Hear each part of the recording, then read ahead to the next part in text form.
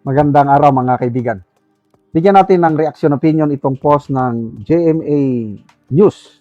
Pahayag ito ni Senator Lacson sa kapalpakan ng Administrasyong Marcos sa tinatawag na pagka-aresto ni Saldico.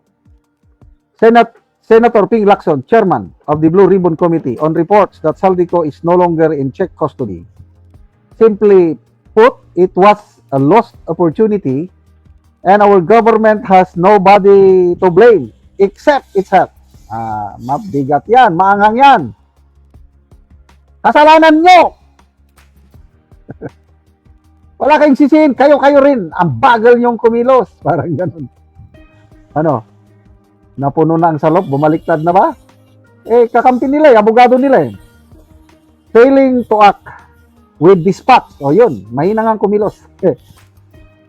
After having been timely informed of ex-Congressman Saldico's apprehension by the Czech authorities, now puts the government in an embarrassing situation.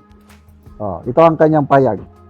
Government must now exert extra effort and work double time to bring him back, not only to redeem itself from this lapse, but to show its sincerity. Wow! Nagsalita ng sincerity. Dito tayo react mamaya yung, is the Blue Ribbon Chairman sincere in his role as chairman? Sa pagpangita, paghanap sa katotohanan, sa flood control measures, sincero ba siya? Yan ang tanong Sabi niya, but to show its sincerity and seriousness in bringing and his co-conspirators to justice. Wow! But at least, in fairness, nagsalita, he put the blame on this administration, which is, I agree. Totoo talaga. But I don't know kung ano ba talaga sino yung nagbalita kay Pangulong Marcos na nahuli si Saldico. Merong nagbalita niyan. Ang problema lang, either dalawa. Mali yung balita or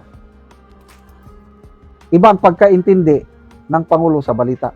Nung sinabi na Saldico hinarang ng Czech authorities dahil kulang-kulang ang papel o kaya Saldico sinubukang mag-cross border from Czech Republic papuntang Germany. Kailang hinarang ng German police, hindi pinapasok, pinabalik. Baka ganun lang. Kasi yun ang unang report Boundary. Czech Republic dito, Germany dito, ipang boundary.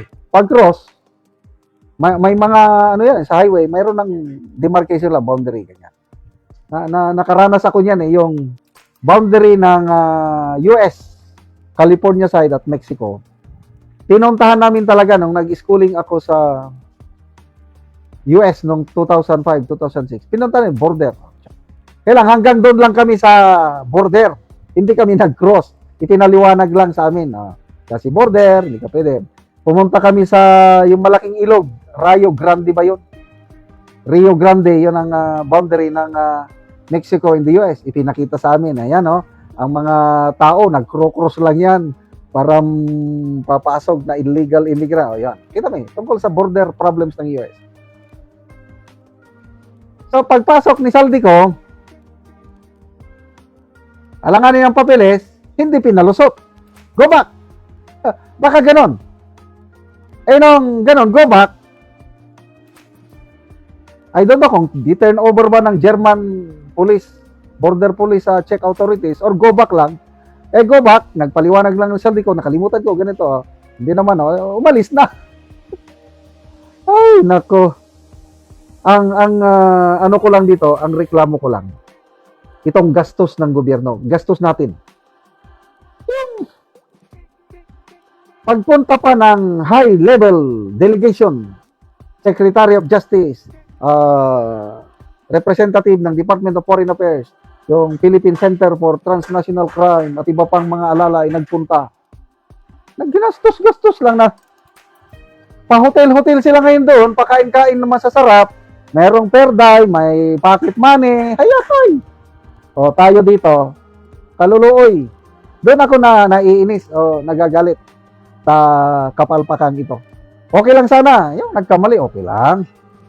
Aminin, mag-apology, kagaya ng ginawa ni Secretary John Vic Rimulya, saludo ko. I apologize, it's my fault. Yung deadline ko na 3 weeks, akala ko parehas ang batas sa Pilipinas at batas sa Czech Republic. I am wrong. O, di tapos.